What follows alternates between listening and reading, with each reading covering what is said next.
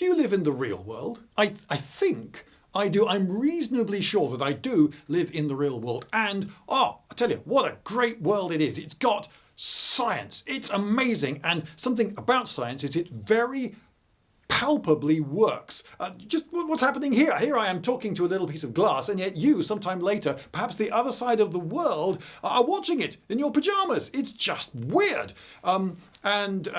Planes stay in the sky, cars motor along, and we have medicines we can trust. Science it's just great, isn't it? But despite this, there are people in this world in which I live, in which science palpably works, who believe in magic.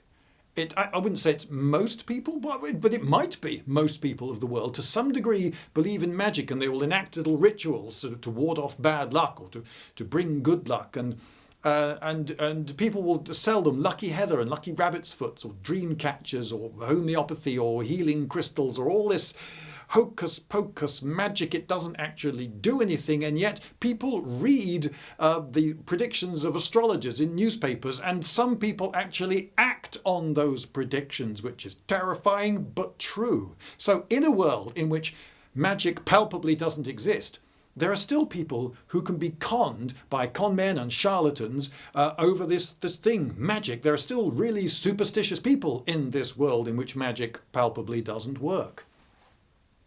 So if there were a fantasy world, a fictional world, like Middle-earth, for instance, from Lord of the Rings, that does have magic in it, would people be more superstitious, more vulnerable to charlatans and conmen, or less? It depends partly on the world, of course. Now, in the case of Middle-earth, there are only about 5 wizards in the whole place. There's Gandalf the Grey and Saruman and Radox the Green and a couple of others. And they're not actually human, and they most of the time don't live among humans. So if you're some ordinary man living in Bree, for instance, and you go to the Prancing Pony and a hobbit just disappears in front of you, that it might be magic might not occur to you, because what the hell is magic? You've never seen magic. No one you've known or ever spoken to has ever seen any magic actually happening. So, wow.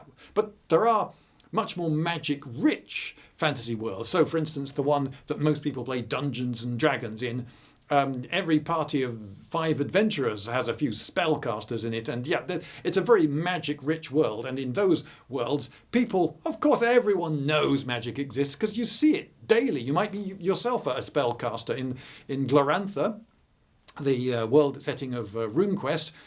Almost every ordinary person has a few spells up his sleeve. So, of course they know magic exists. The very notion that magic might not exist would strike them as positively stupid.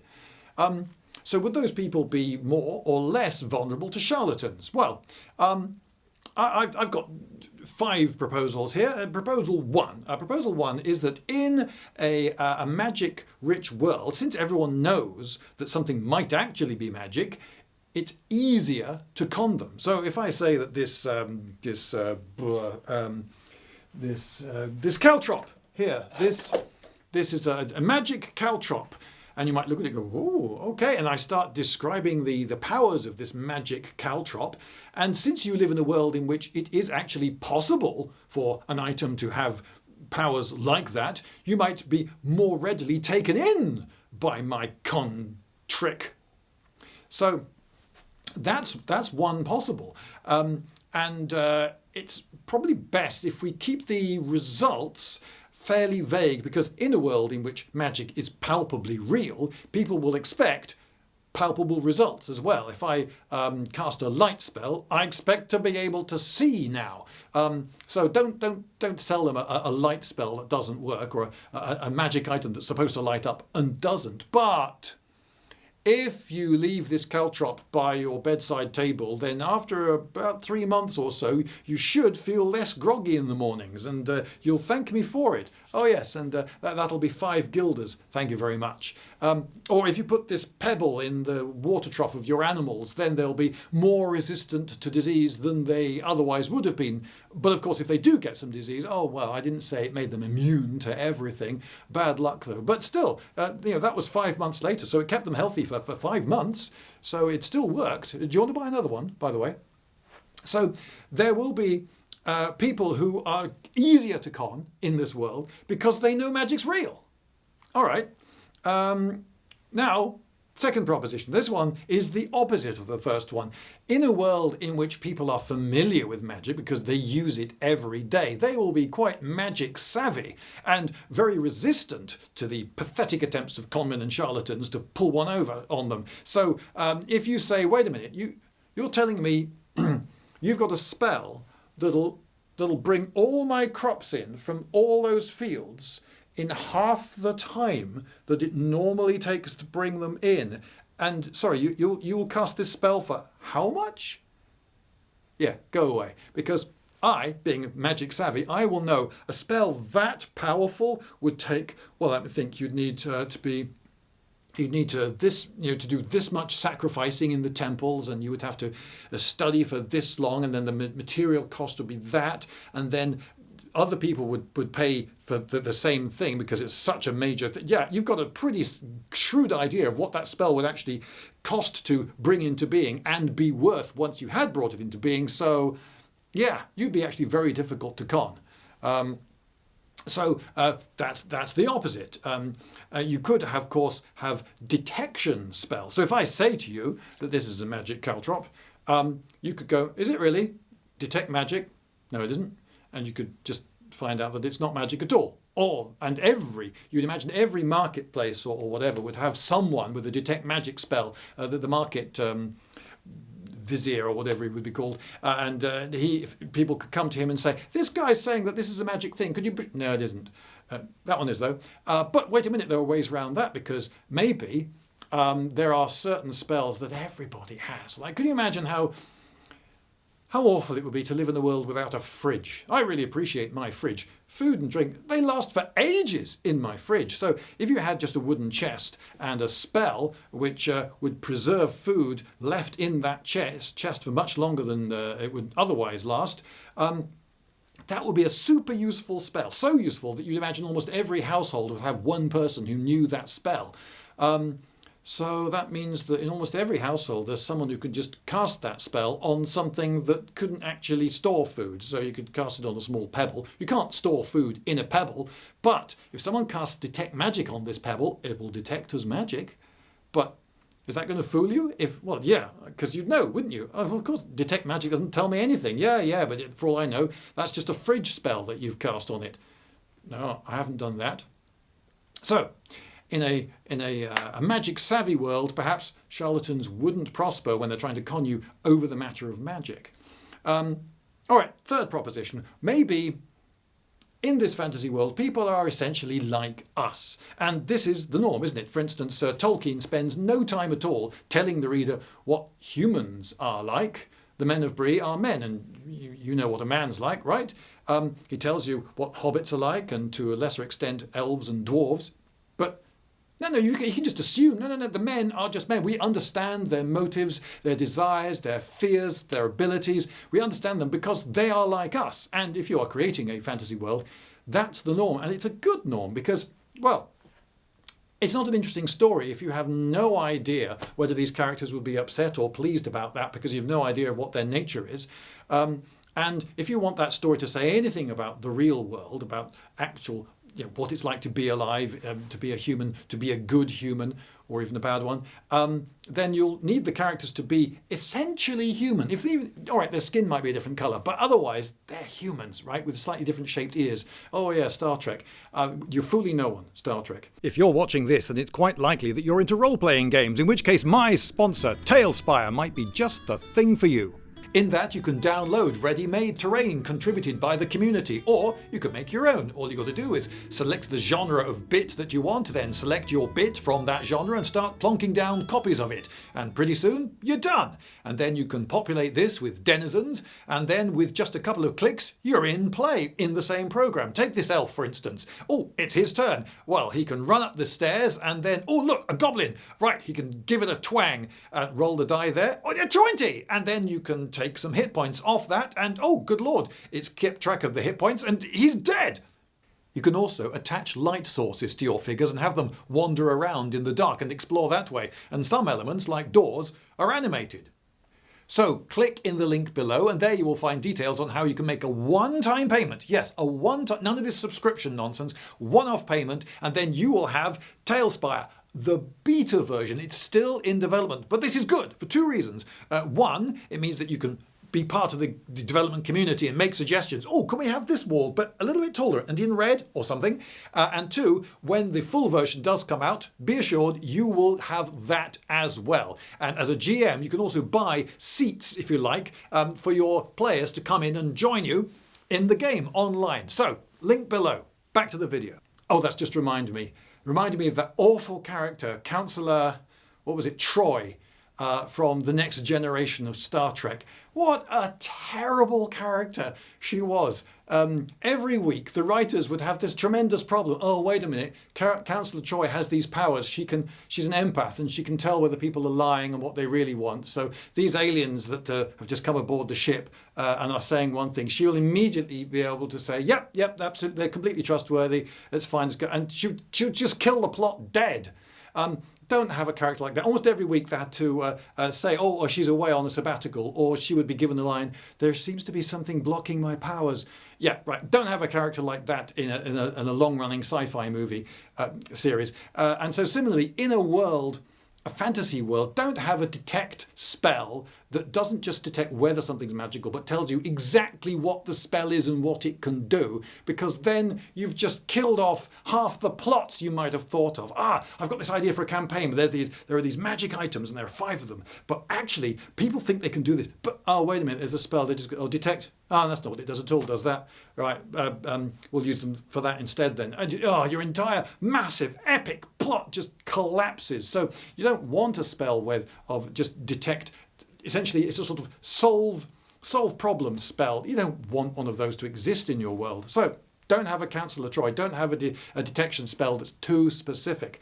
Now, anyway, so if people are like us in this fantasy world, well, then they'll probably have that annoying habit humans in this world have of saying, there must be something more than this. Oh, I know. I feel sorry for God. I mean, just how many species of beetle is you supposed to create? The world I live in is amazing. It's got flying aircraft. It's got the internet in it. It's got a lot of beetles. It's got it's got the film Brief Encounter. It's got so many foods, which you'd be amazed. It's not just this tastes good, this tastes bad. There are so many different tastes, hundreds more than strictly necessary. And there's this. It's called music. How to describe it? It's noise. It's vibration of the air that can be detected, but it's like a different sort of noise that operates on an emotional level rather than how to describe music to someone who has no concept of music? That's a tricky one. But trust me, it's amazing and exists in this world. And despite all these amazing things, people say, there must be something more than this. It doesn't matter how many films there are in this world, how many places there are to go, how many people there are to meet.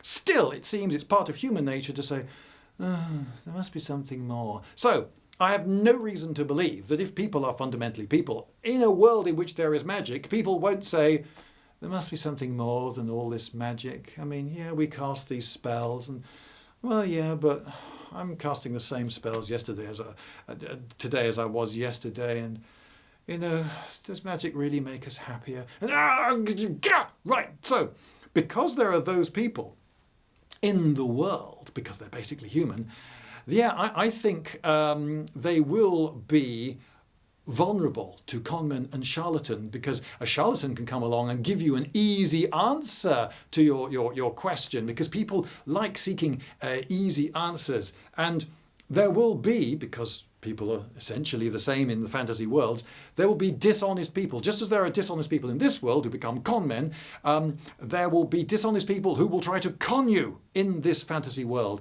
And there will also be deluded people who actually think they can do these things, in which case I should perhaps explain my distinction between con man and charlatan.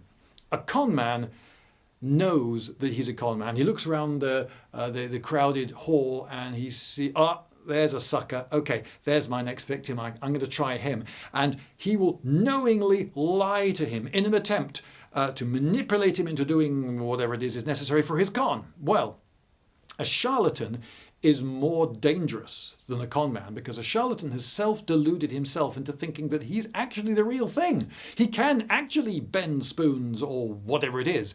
And so when he is talking to you, he isn't lying. He thinks he's telling you the truth. And because he thinks he's telling you the truth, he's actually a better con man, if you like. He's better at convincing you that he's telling the truth, because he himself, deep down, believes it. He's that deluded. Well, if humans can be either dishonest or deluded in the same way in the fantasy world as in this world, well, yep, there will be con men and there will be charlatans. All right, fourth proposition. Right. There will be con men and charlatans, but not using magic.